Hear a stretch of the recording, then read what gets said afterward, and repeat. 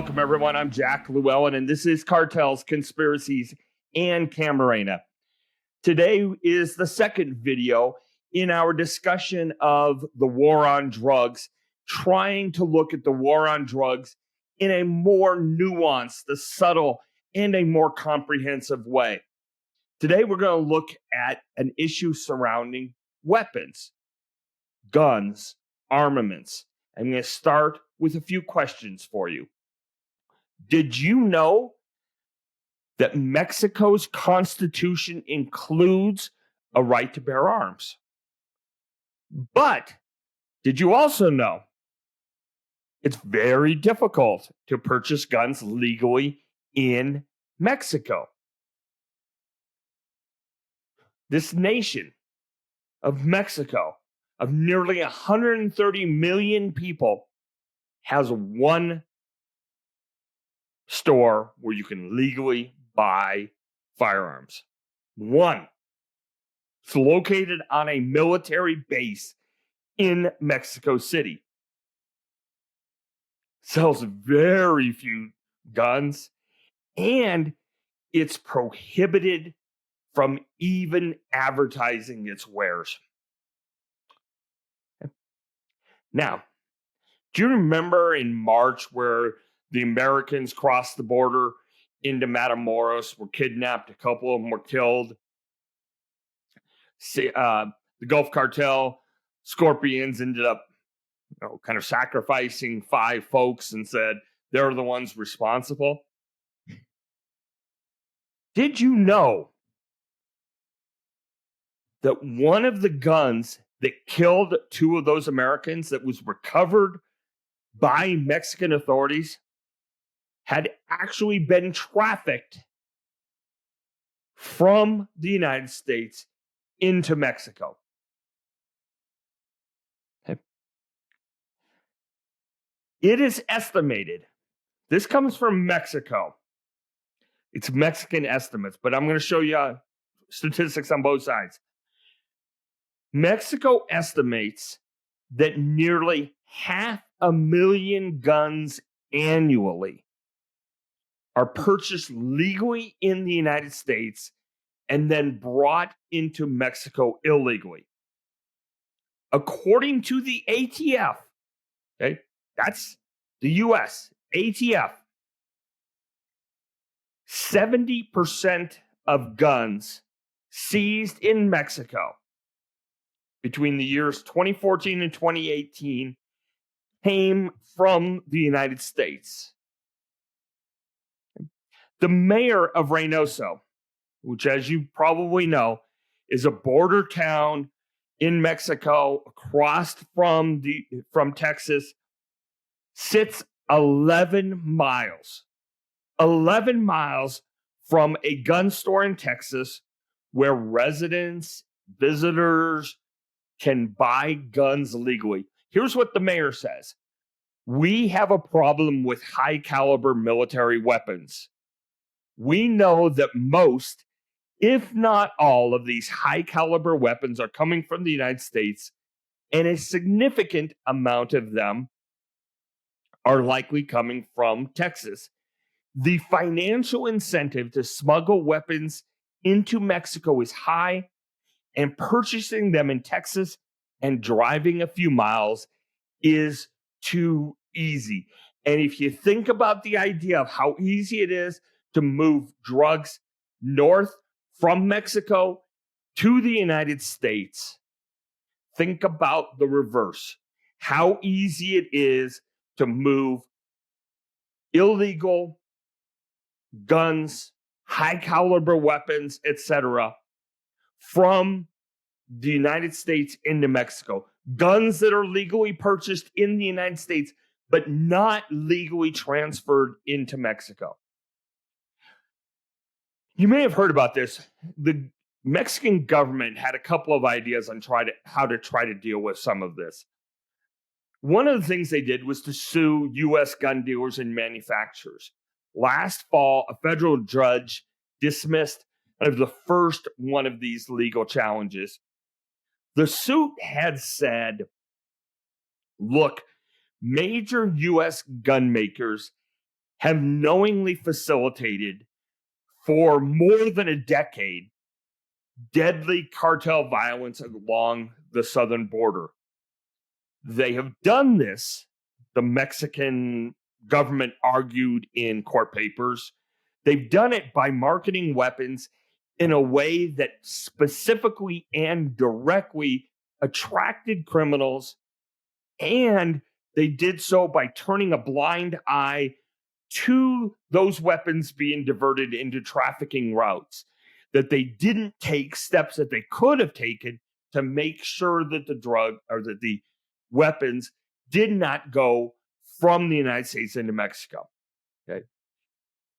There are a variety of reasons why that particular case didn't work, including but not limited to some gun shield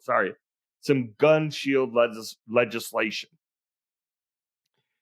The NSSF, which is a firearms trade agency or association in the United States, had this to say. The NSSF is pleased the court dismissed Mexico's misguided and baseless lawsuit against members of the firearm industry that sought to blame them for Mexico's unwillingness and inability to bring Mexican drug cartels to justice in Mexican courtrooms. Like the court, we sympathize with the plight of the Mexican people and the criminal violence involving illegal firearms they have endured. However, the crime that is devastating the people of Mexico is not the fault of members of the firearm industry. So, as always seems to be the case in the United States, in Mexico, other places, everybody points fingers. Hey, there's a big problem here. It's your fault. Nobody takes any responsibility. Now, there's a second case that's pending where they kind of tried to change the tenor of the lawsuit in order to get around some of the gun protection legislation. So the second lawsuit, which is still percolating through the court system, says that the gun manufacturers routinely and systematically engage in the illicit trafficking of weapons, including of military-style weapons, for criminal organizations in Mexico through sales to straw purchasers and sales meant for arms smugglers. So that's a very different type of liability. The United States, on occasion, has acknowledged that guns do cross the border after being purchased legally in the United States. It has imposed a rule requiring multiple sales in border states to be reported to the ATF, ostensibly to track and rein in the trafficking of some guns into Mexico. But the effect of such rules is really limited when you realize that right across the border from Mexico, the largest border connection of Mexico is Texas. And at the moment, Texas does not require a license of any kind to own a high caliber rifle in its state limits.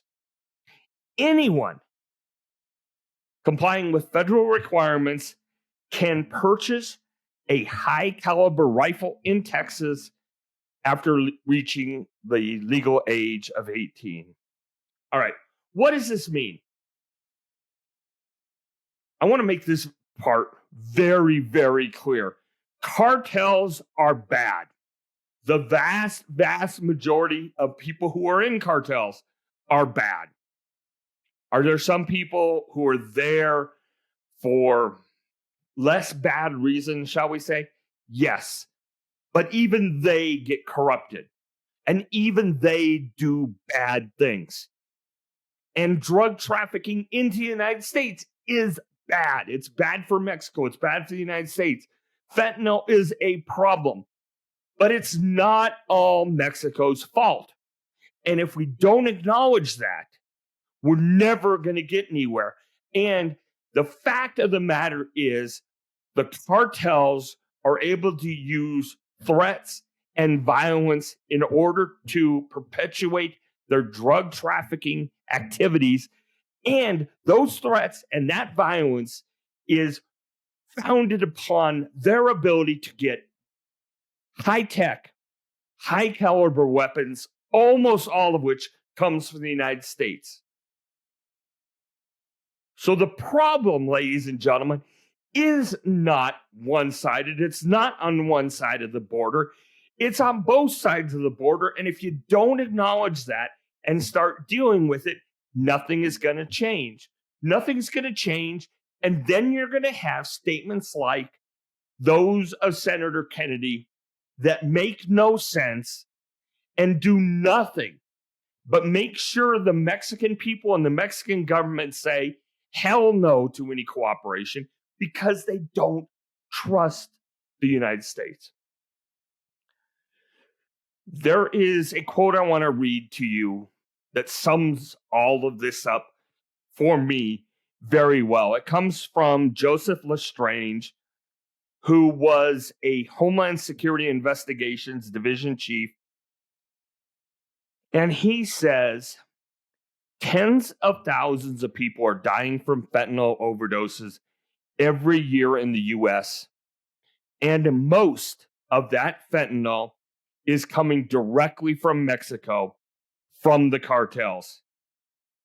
But, he adds, gun trafficking fuels and facilitates the continued expansion of criminal enterprises in Mexico that are feeding this demand.